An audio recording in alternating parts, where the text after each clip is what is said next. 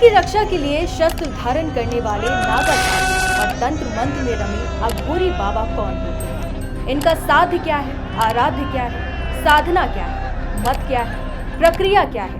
इन्हें जप तप ध्यान त्याग घोर अघोर आसक्ति विरक्ति के किन परीक्षाओं से गुजरना पड़ता है? ये सवाल इसलिए क्योंकि प्रयागराज महाकुंभ मेले में आम श्रद्धालुओं के अलावा एक बड़ी तादाद में नागा और अघोरी साधकों का भी जमावड़ा था।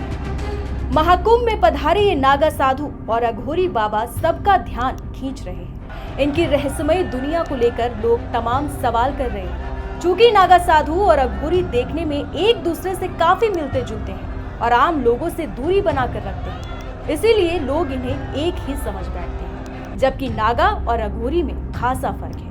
नागा संस्कृत का एक शब्द है जिसका मतलब उन लोगों से है जो पहाड़ों या ऊंची जगहों पर रहते हैं, जबकि इसका एक अन्य अर्थ नग्न या बिना वस्त्रों के रहने वाला भी होता है। नागा सन्यासियों के रहने का स्थान स्पष्ट रूप से नहीं पता चलता।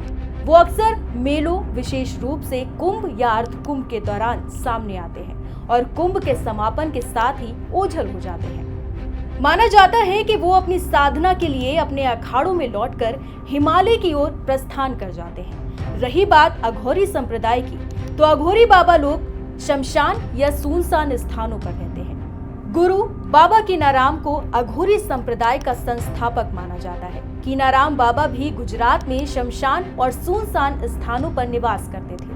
अघोर पंथ के लिए 18वीं सदी में कीनाराम बाबा द्वारा किए गए कार्यों को अघोरी संप्रदाय के लोग अपना आदर्श मानते हैं। खानपान के मामले में नागा और अघोरी दोनों ही मांसाहारी होते हैं। हालांकि कुछ नागा सन्यासी शाकाहारी जीवन शैली का पालन करते हैं। जीवन यापन के लिए नागा सन्यासी भिक्षा मांगते हैं।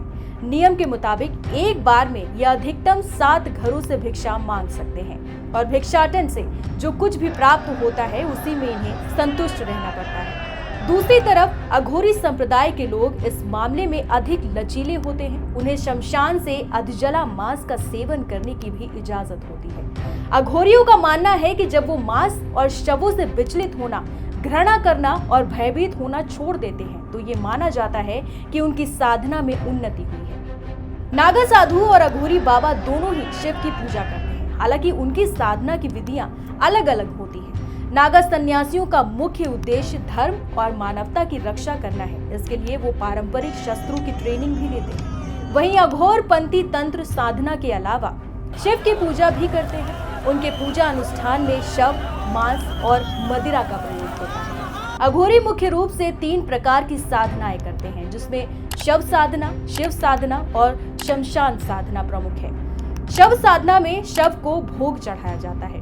शिव साधना में शव के ऊपर एक पैर पर खड़े होकर शिव की पूजा की जाती है और शमशान साधना में हवन का आयोजन किया जाता है। नागा संप्रदाय में धर्म की रक्षा के लिए निरंतर प्रयास किए जाते हैं। नागा साधुओं के अनेक अखाड़े और गुरु होते हैं, लेकिन उनकी ट्रेनिंग का मूल उद्देश्य धर्म की रक्षा के लिए हर संभव प्रयास करना होता है, जिसमें शस्त्रों का प्रशिक्षण भी शामिल है। इतिहास में ऐसा उल्लेख मिलता है कि कई बार राजा महाराजाओं ने विदेशी आक्रमणकारियों से मुकाबले के लिए नागा साधुओं से भी मदद ली थी। नागा संप्रदाय में प्रवेश करने के साथ ही साधक को सबसे पहले अपने परिवार से सारे रिश्ते तोड़ने होते हैं। इसके साथ ही खुद का श्राद्ध करना पड़ता है, जिसका मतलब है अपने सारे सांसारिक संबंधों को समाप्त करना। इसके बाद वो अपनी इंद्रियों पर नियंत्रण प्राप्त करने के लिए कठिन साधना की प्रक्रिया शुरू करते हैं। ये साधना कई वर्षों तक या तब तक चलती रहती है जब तक साधक अपनी यौन इच्छाओं पर नियंत्रण प्राप्त नहीं कर लेता। इस साधना को पूरा करने के बाद व्यक्ति नागा सन्यासी बनने के योग्य हो जाता है और फिर आजीवन धर्म की रक्षा के लिए एक योद्धा की तरह तैयार रहता है।